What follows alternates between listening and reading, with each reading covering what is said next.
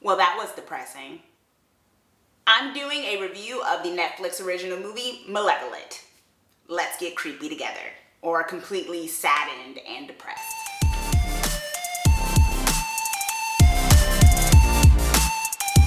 Okay, so Malevolent deals with a brother and sister duo that basically cons people into thinking that they are ridding their houses of ghosts or spirits.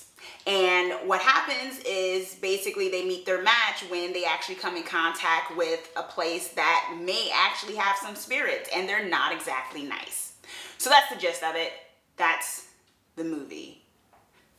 I wanted to like this movie because it seemed simple enough. You know, I know some people get creeped out about spirits and things of that nature. There was one good pro to this movie and the rest were cons. So let's get to it. The one pro of this movie was the acting. I actually really, despite everything I'm about to list that was wrong with the movie, the people who were in it, the actors, actually, tried to sell it. There were some notable faces in it. There were also some new faces I hadn't seen before who did a fine enough job with what they had, but they didn't have much. So, yeah, the acting. They tried. On to the cons. Oh my gosh. And let me preface this by saying that I want to like movies. Like, as someone who looks at these things and analyzes them and the themes and all that jazz, I love storytelling. I never want to go into something panning a movie. I genuinely try to look for the good things in it. Hence why I started with the pros. But I also think it's my duty to let others know when something's not very good. So, life's short. Life is short.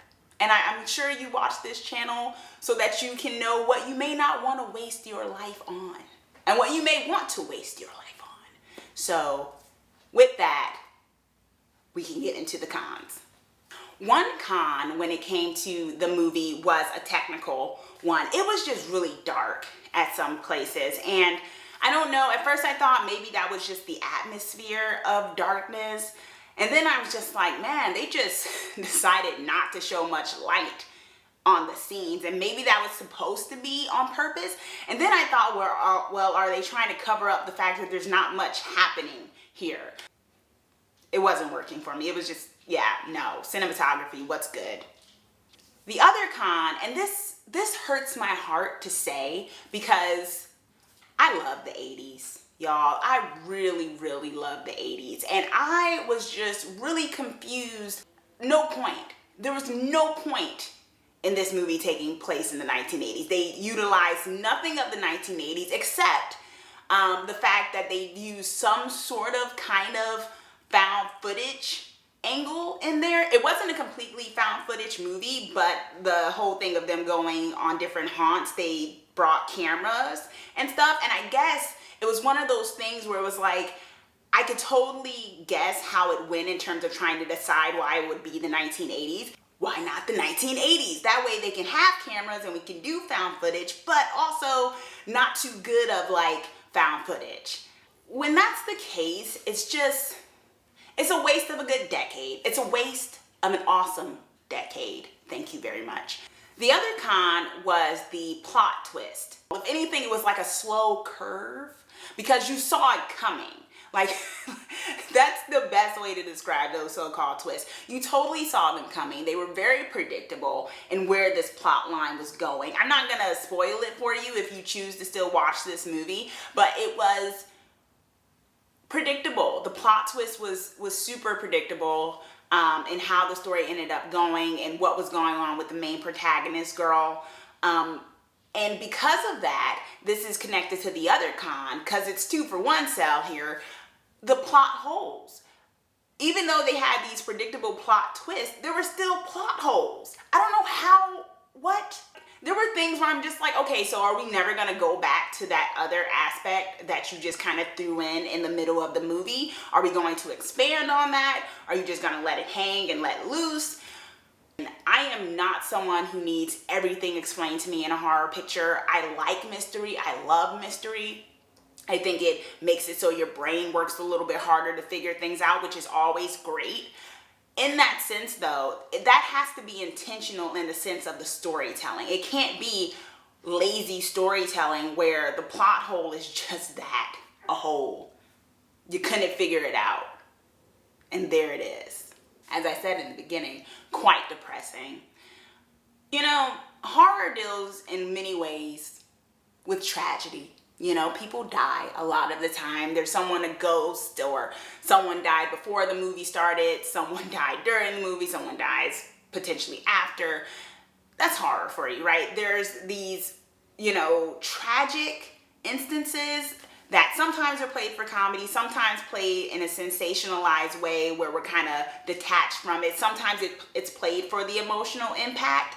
And all three of those aspects can work. I do think that you need to have some sort of joy or silver lining in any movie, whether it be slight humor, whether it be some sort of optimism somewhere in the midst of this film or somewhere in the midst of a plot, because if not, doesn't that defeat the purpose of it being a film? Because a film is supposed to be, I don't care about the subject matter, it needs to be entertaining. Or it's like educational. You know, you have those aspects where you have like documentaries and stuff where it can be super, you know, depressing depending on the topic, but it's educational, right? It educated you. You learned something.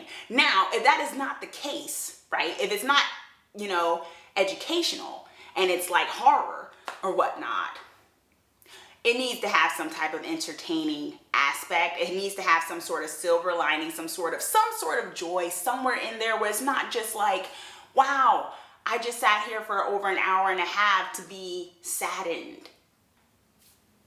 Most of the movie just felt hopeless, felt depressing and hopeless.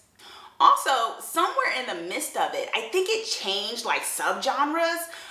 Like 1 minute it was like this ghost kind of spirit sort of movie, and then the next it got real like violent and brutal and bloody, and I was just like, what happened? When did we switch the vibe, the atmosphere of the movie? The total vibe of this movie just switched, and it became, and not even in a good way, it just became unnecessary. Like it got violent, it got bloody, it got real kind of torture porny, and I was just like, whoa, I didn't sign up for that when I read this plot line.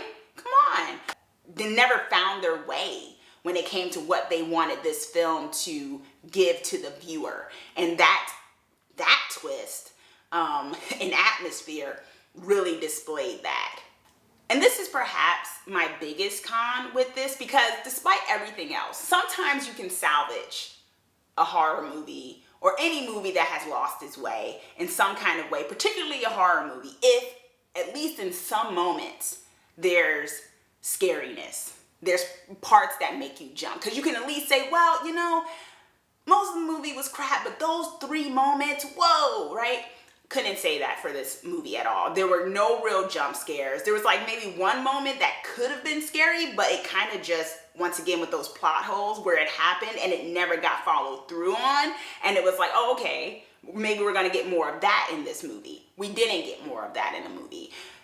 There were a few moments when things came out of the dark, and I guess they wanted you to jump, but I just looked at it and I was like, it was very lackluster. It doesn't need to scare everybody, but there has to be some tension there that even if you didn't jump, you were like, okay, I can see somebody jumping from that. And I honestly watched this film and I was like, no one's gonna get scared about this.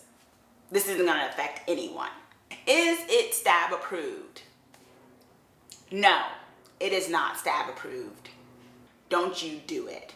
Did you watch Malevolent? Let me know your thoughts. Did you think I'm completely wrong when it comes to my review of this film? Comment down below. Let me know your thoughts. And also be sure to subscribe so that you are the first to know when I post my videos of all things horror. Thanks for watching. Let's get creepy together.